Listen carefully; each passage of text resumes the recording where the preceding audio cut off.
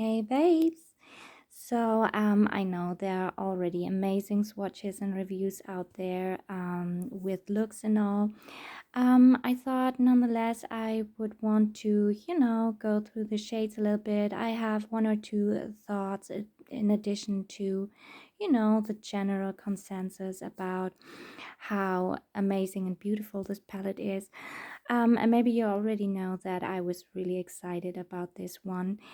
Not only because of the shades, I did post on my community page that I think it just offers actually, a palette of, festive statement shades that to me I find are just a little bit more beautiful, balanced, and curated in comparison to, for example, the Chanel 9 pants.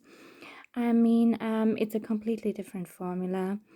It's also different color stories, but I just think that the greens, the royal blues, we've had so much of that already. I think the what is it, new singular or something like that is a bit more interesting, but overall I just felt like this one offered everything and so much more. It starts with the packaging. It's sturdy, it's festive, it's by far better quality than your classic Chanel, even the oversized ones. The closure is a bit prone to breaking. I had the experience where I dropped it once. Thankfully, it did not break, but it's one that can break at just a little plastic clamps and then it's over. Here you have a magnetic closure. You have, by the way, this design is, this design is so beautiful. I just love that Gianni Versace, a bit 90s, a bit over the top black and gold design. I think it's beautiful and fun and, a bit extravagant, excessive. I'm into it. I'm into this almost 3D design on top and whoopee. And different to the motherships, you have all these shade names on the back side.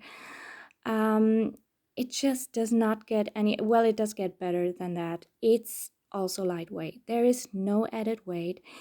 This is top quality. The shadows are made in Italy.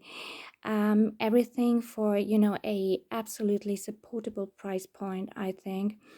I know there is a customer profile that is upset about it being too small, offering too little shadows, but for example, compared to last year's mega palette, I didn't get that one, but it was also made in Italy.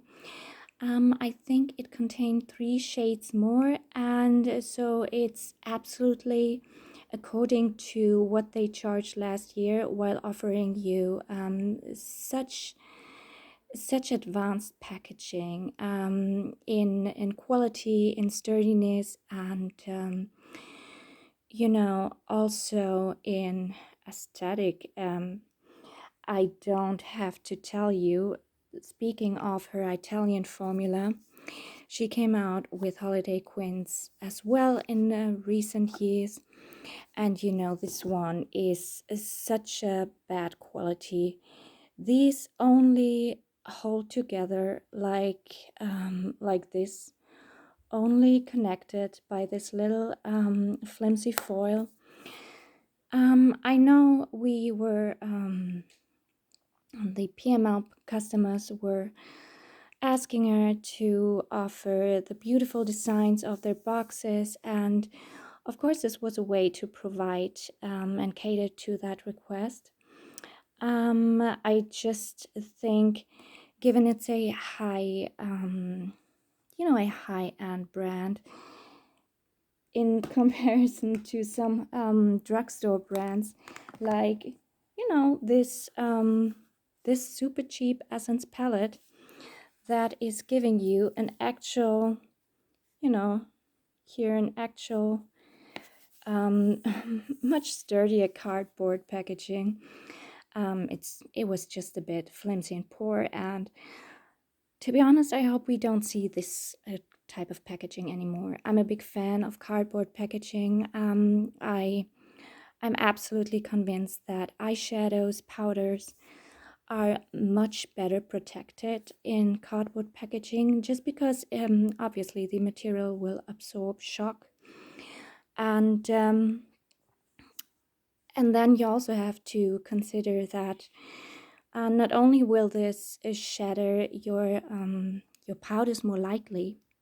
So not only is this more likely to shatter your powders in, whatever it is, tin or plastic packaging, but usually we have so much weight in these kind of compacts that you can just say bye bye to your powder products if you drop one of them. Your actual products will be much more secured in something like that. But this is such a beautiful, beautiful, happy middle, happy medium. If you care to know, this is the exactly same packaging as Mario is offering in his Ethereal Eyes palettes. It's so handy and compact and just amazing to, travel with. But not only that, when I just do my everyday makeup, I don't want to, balance around some heavy or huge palettes. This is something I can and want to work with. I'm usually running late, so and you know what? It's even, I don't know if I'm just fantasizing. It might even be a bit lighter than this one. However, if you care to know, both offer 4 shadows. No, 4 times 3, of course, 12 shadows in total. And these individual shadows are a bit smaller, which I really, guys, I could not care less. When are you even no, when are you even finishing your your neutral quartz, let alone something like this? I mean, maybe you have occasion to do that. I don't, and I don't think, or I think most people do not have opportunity to wear these shades all the time. And given how colorful it is, I wouldn't feel to wear it all the time. But I'm very excited to have this little gem and to, be inspired a little bit. But the main reason I wanted to, add my little 2 cents to this conversation is there are some points that I that in fact did disappoint me just a tiny bit, and yeah, let's just get into that. Now, I already touched on the topic of I much prefer this to the motherships. Maybe most people would say this is a whole different topic. I mean, honestly, for me, it's just not. For me, it's one eyeshadow palette like the other one. So here is your comparison in size. In thickness, frankly, when you hold them side by side, it doesn't feel like such a big difference. But in person, holding them, feeling how heavy this is quite a game changer. Then here we have the shadows printed on the back, and here we have, this packaging. So why would I have if you pay full price, I don't know, 120, 130 euro palette, and this is what you're working with. This is all fun and, cool, but I much prefer something like this. I want to I want to get rid of the packaging and just use this product without fidgeting around with something like that. And now let's touch real quick on the everlasting topic that hasn't really died down yet, about the special shades. These special shades are a baked gelée formula. It's, it was a novelty in first Mothership palettes, and meanwhile we have so many baked gelée formulas. For example, the latest Chanel Les Boutons collection of quads. Those are baked gelée formulas. All of these four R's here, you see we have something finer, and then we have something high shine. This is very beautiful. But when I look at what she's been doing lately, so this is the what's it called, the Moonlit Seduction palette. So this is this new creamy Italian formula. I mean, of course, both are made in Italy, but let's touch on this one. It's, it's, can you see how much more impact there is because it's so creamy? I mean, if you are doubting me, let's just go in there again, press a little harder. It just doesn't pick up as much. It's thinner. And surely these formulas have their strengths, their pros and cons. So this is, the baked gelée formula. And here we have one of these creamy ones.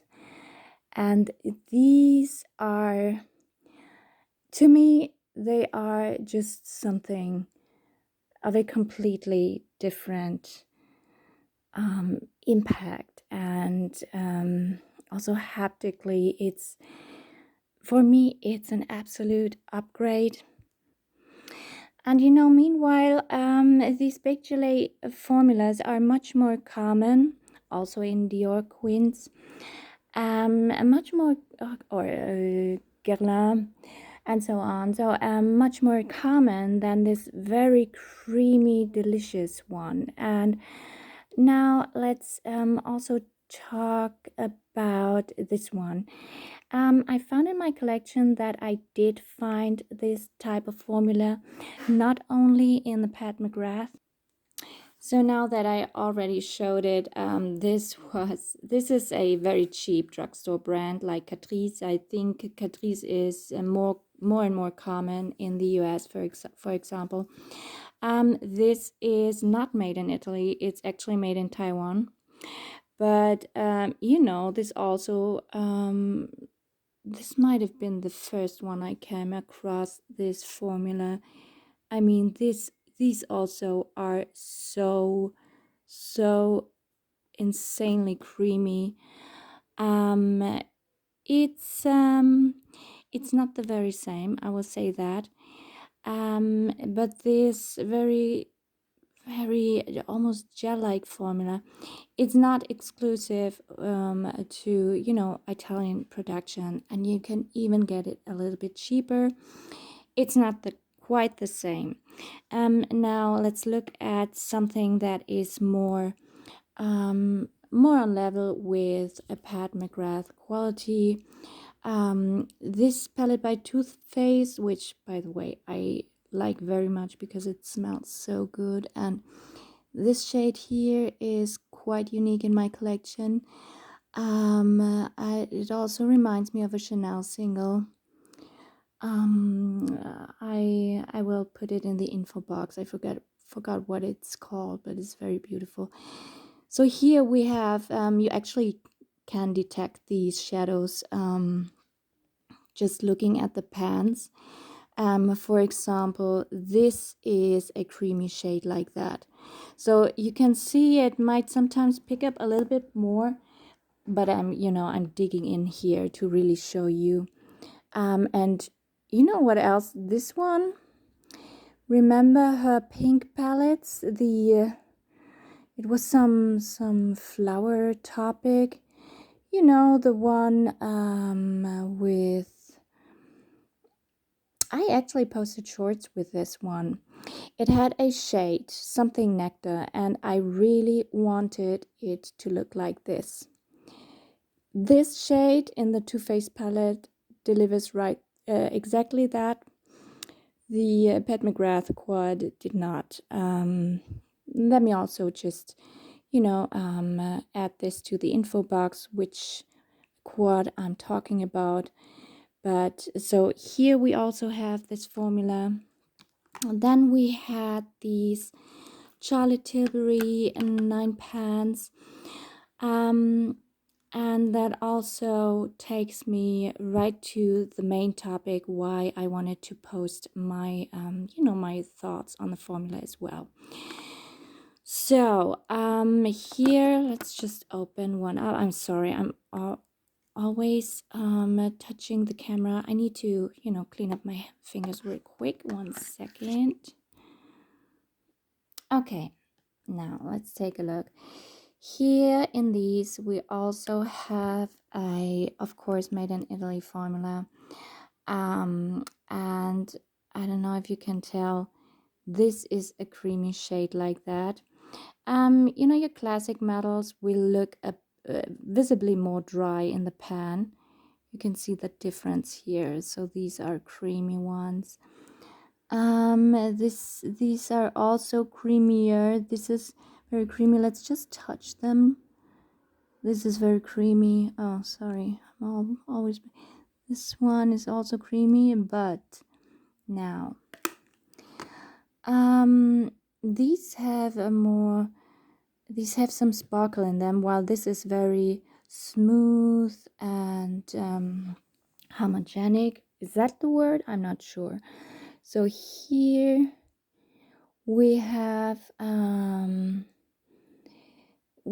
some, no, I wouldn't call it glittery. I would call it more wet sparkly. And here we have a very smooth example of that creamy gel-like formula. And now, because of the blue in the Pat McGrath, well, this isn't actually comparable in shade. Let's do this for funsies. This is a creamy one as well. While, oops, did I even put my arm into the camera? Okay, and one last thing. The Lisa Eldridge ones are also made in Italy. This is a different formula, and I'm not going to show you a creamy one, but I will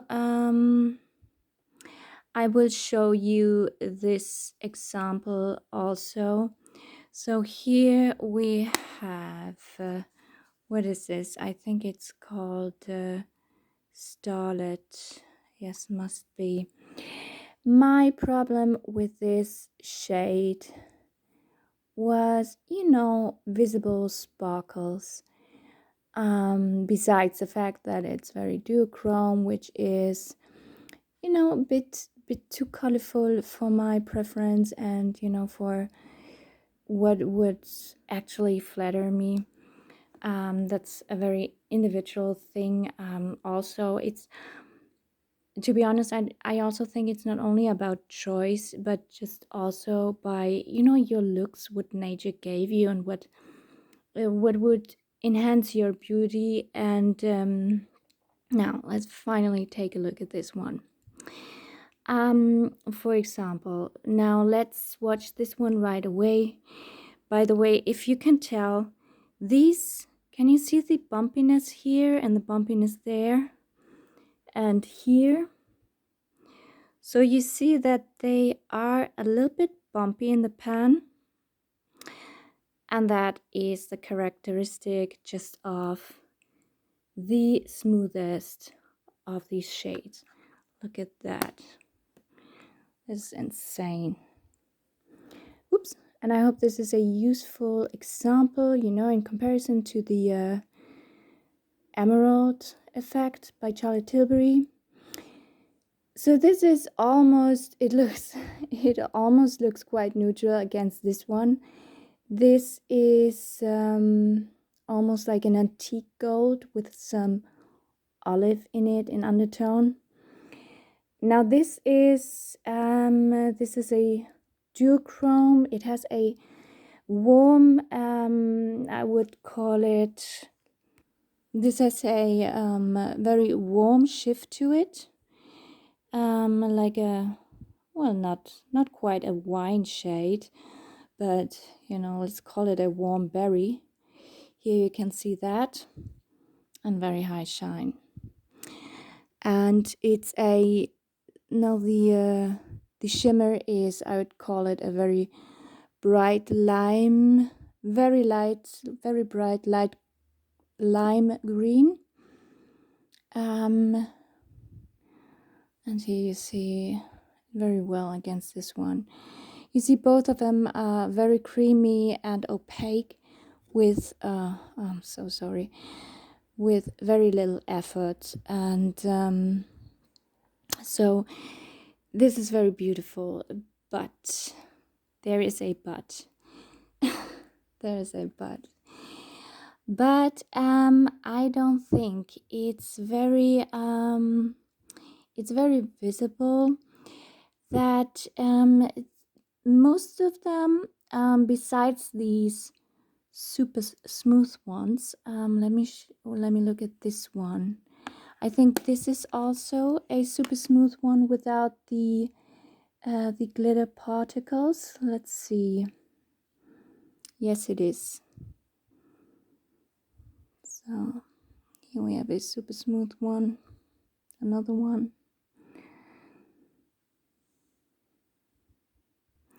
But let's cut to the cheese already. The shade I was the most excited about was this blue. Now I could get over the fact that it that there is some mild, very mild, I don't know, purple lavender shift to it. It's very soft. It's not strong at all. You see, when I shift it, well, you cannot see that quite well. But now let's move on. Let's look at it.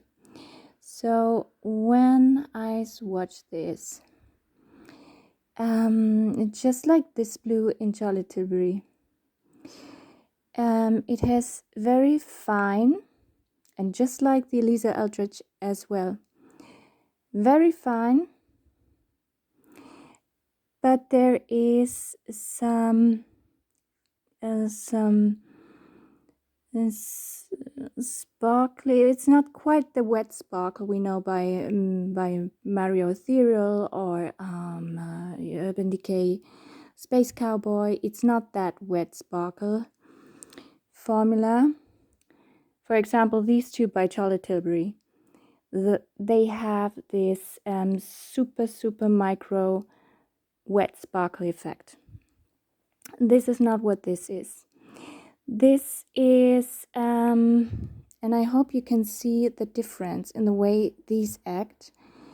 This is very fine glitter, but it's different to this wet sparkle, this super fine wet sparkle. It's just super fine glitter, which, it's festive, it's beautiful.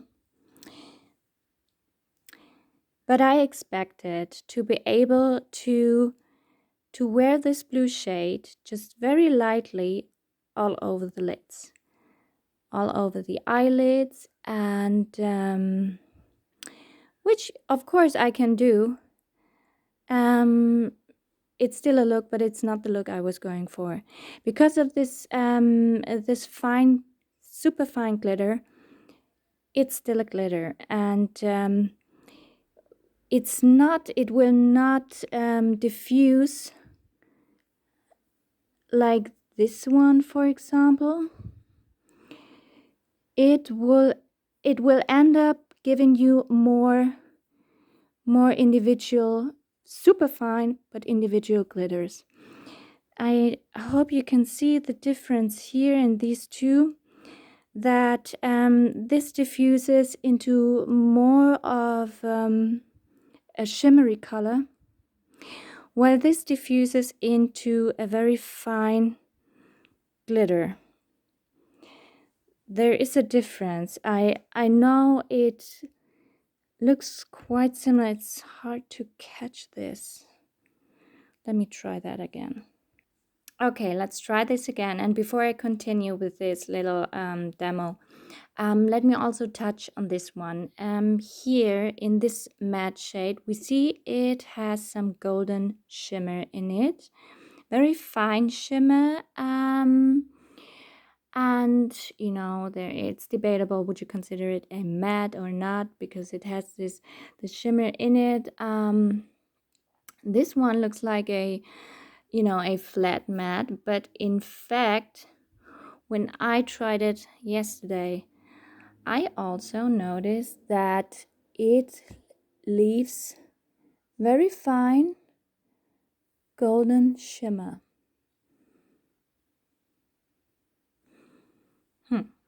Okay, you know what? I don't even see it right now anymore. Maybe I was wrong. Maybe it was just very fine particles from this one moving over there. Right now in the swatch, I don't see it anymore. Maybe I'm wrong. All right. Let's just do what I wanted to show you. I think here you can already tell that this also has not wet sparkle, that this super ultra fine wet sparkle you cannot really detect individually, but this fine glitter, especially when you want to blend it out.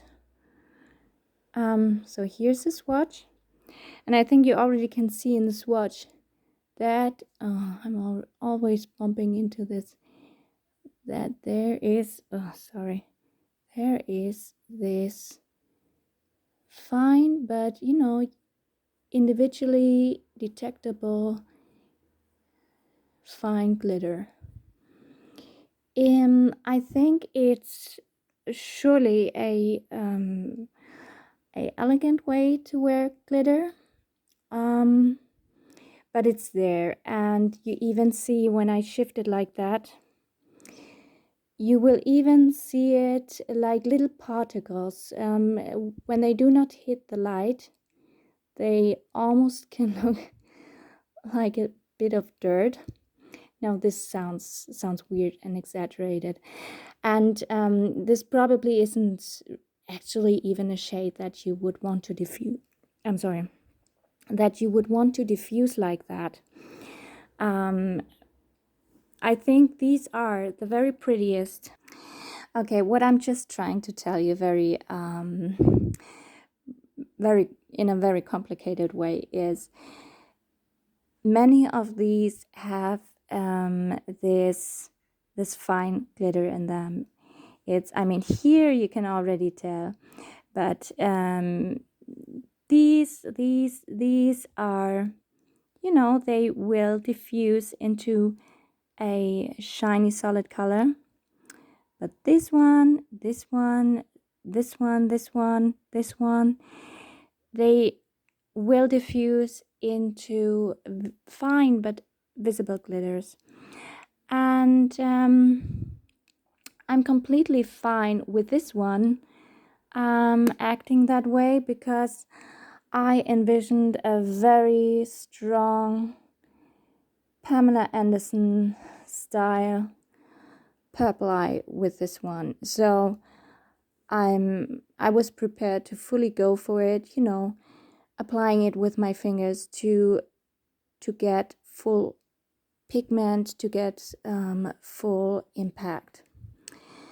But this one, the blue, I'm disappointed. I wanted this to be diffusible, but when you diffuse it, you I don't know, you just have a veil of this fine shimmer. Why don't we, can we see this now? I'm sorry, the lighting is so bad. It's cloudy and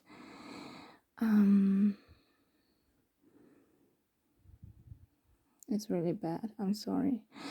I mean, I hope you at least can get what I am trying to bring across by my explanation. This one is also supposed to be very creamy. I didn't even swatch it yet. I mean, can you see how creamy that one is? You also can detect it by how, it just leaves this solid spot like in a cream. So let's put this on, and I am able to diffuse it into a shade. Can you see what I mean? So it gets thinner, but it does retain more of its shade. It does not diffuse into these individual fine glitters, and I call these fine glitters versus no, I don't think that's a good example. I mean, here we have this, these wet sparkles. Here we have one finger left. This is the wet sparkle. This looks a bit different.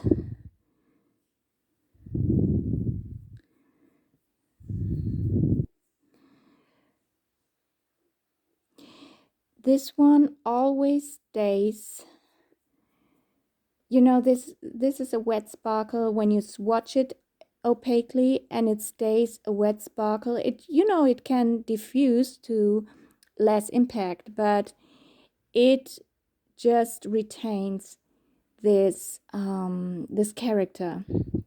It just remains being this wet sparkle. It can be more intense, like how it's concentrated here, and it can be very sparsely. It will keep popping up like just random wet looking little sparks. Yeah, also like the what's it called, the Diamond Bomb by Fenty. This is wet sparkle. These